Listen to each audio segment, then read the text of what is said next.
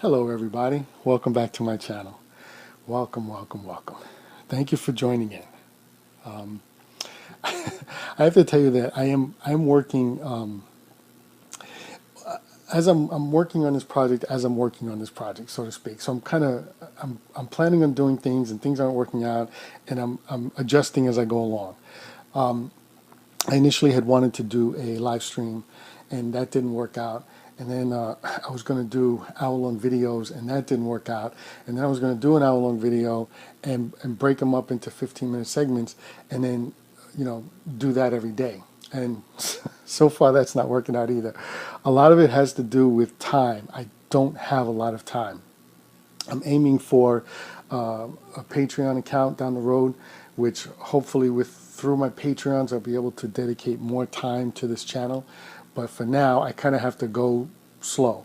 So what I'm going to try to do now is do 2 1-hour videos broken up into 15-minute segments twice a week.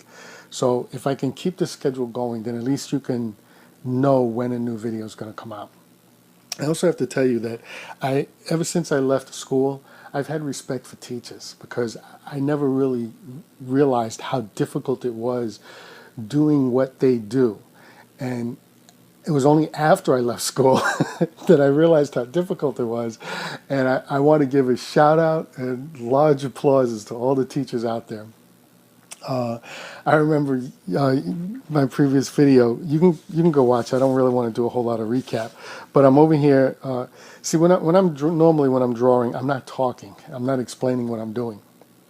And I was sitting here drawing, and I'm drawing the roof of the car, and I'm calling it the hood.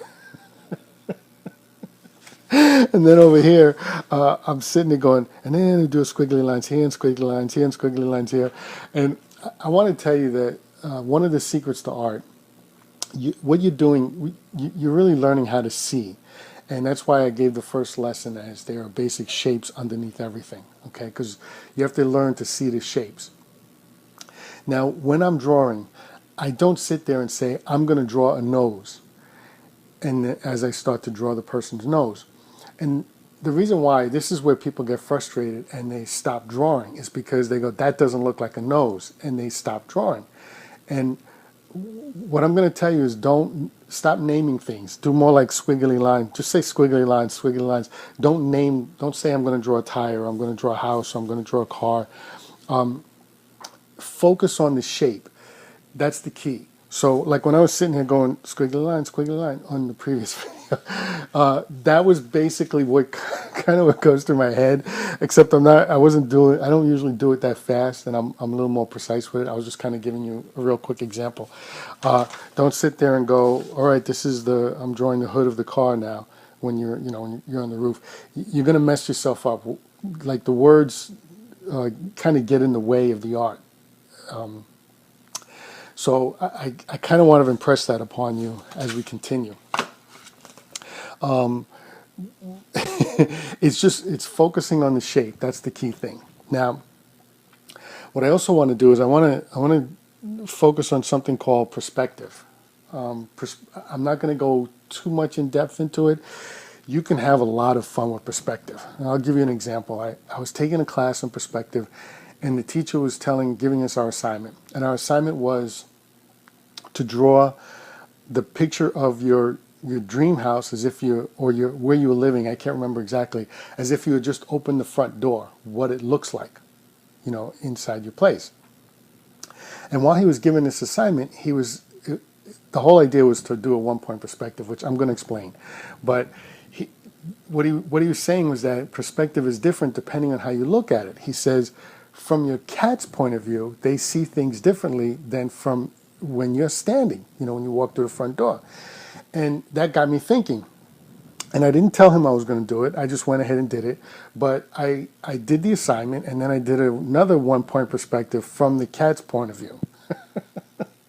And he was very surprised. I wish back then I had a cell phone to take a video of his face when he was flipping through my work to see that. But I have to tell you, the cat sees mostly underneath your coffee table. That's like big and large, whereas us, we don't, it's just a coffee table. So it was very unique. You could have a lot of fun with perspective. There's a lot of things you could do. I'm not going to get into a whole lot of it right now. I'm just going to give you basics. Now, perspective, what you're doing is you're creating an illusion. I have my handy dandy dictionary book here, and I don't know, it's too close to the camera, so it's hard to tell, but I tried to talk about this a little bit. Can you see how this side goes down this way and this side goes down that way?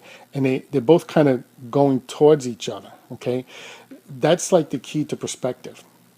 What it is, we're taking a two-dimensional object, which is this piece of paper, and we're trying to create 3 dimensions, the illusion of 3 dimensions, which is the depth part. That, creating that illusion where the book is real because it's going back, all right? And one of the most important things about that is this. I'm doing this without a ruler, so those of you that are perfectionists, forgive me. But I want to show people, again, this is the freshman class, so I'm trying to show people that you don't have to be perfect to do this, all right? We want to have fun, but I just want to give you the underlying basics behind it.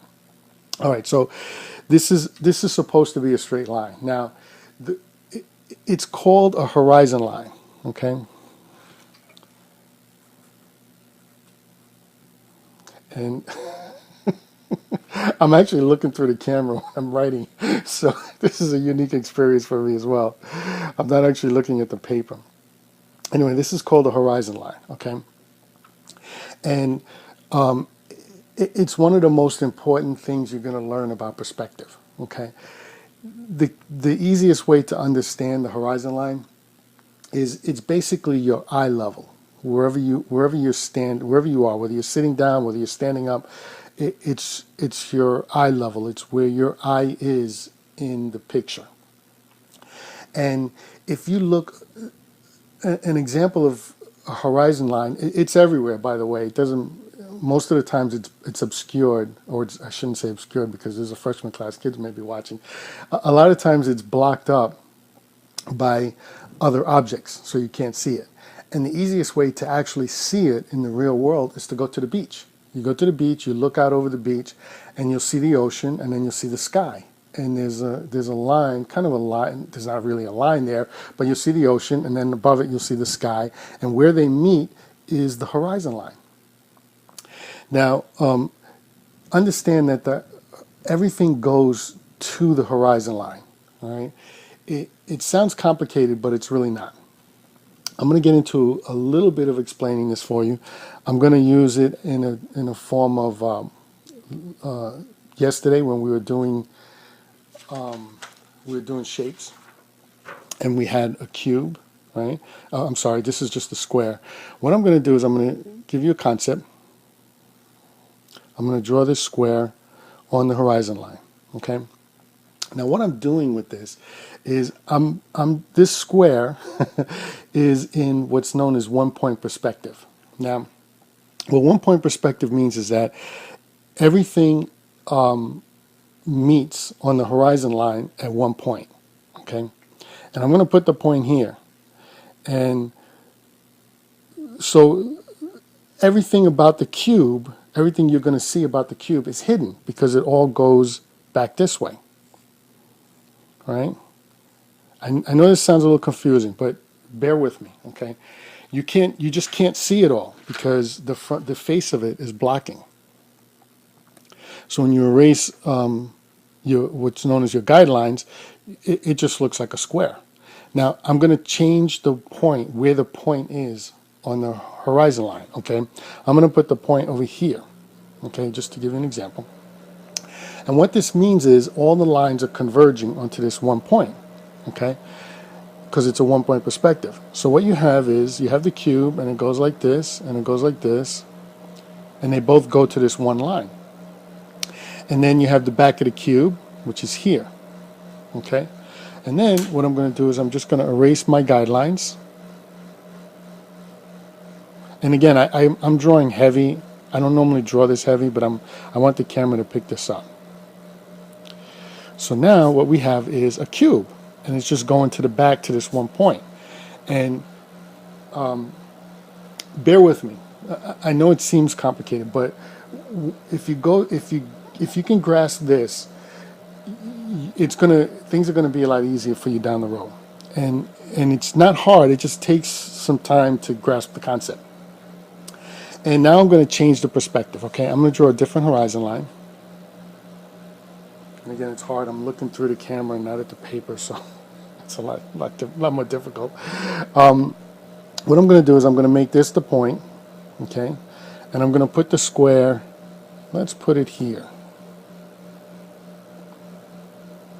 Okay, and everything. And now I'm going to turn this square into a cube, and this is 1 point perspective, so everything is going to recede back to this 1 point.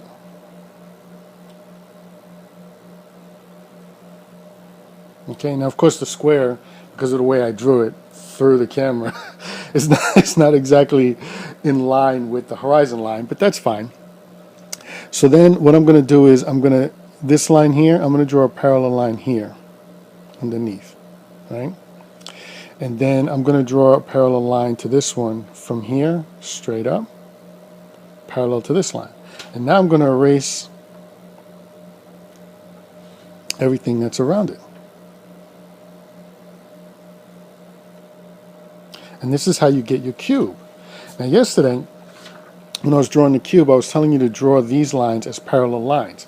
And you can have a cube that looks like that. But that means the horizon line is, the 1 point that everything goes back to is so far away that you can't see the lines curving towards each other. They look parallel. It's an illusion. But here's an example of where it's not, it's like right on the page.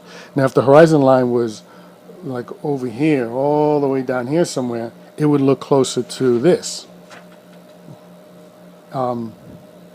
Let's try something else. I'm going to do this real quick. Here's another horizon line. And I'm going to put this is the 1 point here, right? And what I'm going to do, oh, I'm sorry, I actually started looking at the paper, not the camera. All right, so I drew another horizon line and I put the point here. And what I'm going to do is I'm going to draw 2 lines coming from there, right? And then I'm going to draw some cross lines here. And as it gets closer to the 1 point perspective, the lines are going to get closer together. You see that? And what I just drew was a very, very simple railroad tracks. You see, very, very simple railroad tracks. They just all, and you're standing on the track here, and you're looking down. And everything just comes in and meets at that 1 point perspective. Well, that's 1 point perspective. I'm gonna cut this video short in a minute or two. I'm gonna cut the video short and get into what's known as 2 point perspective. But this is a concept that if you can grasp this, it's gonna make a lot of your drawings easier. You know. And yesterday when I was telling you to draw the parallel lines, I said I'm gonna have you break it. Well, yes, I'm gonna have you break it. This is where I'm having you break it, because they'll go to 1 point, all right, a point somewhere, and it's in the distance. It doesn't have to be on the page. Again, if this one is receding back somewhere, but it's so far off the page that these lines look parallel. It's an illusion we're creating with 3 dimensions. So this is what I mean by that. And this is a 1 point perspective. I would say go ahead and practice this. I'm going to end this video here and start the next one up right away, and we're going to get into 2 point perspective real quick, okay? Thank you.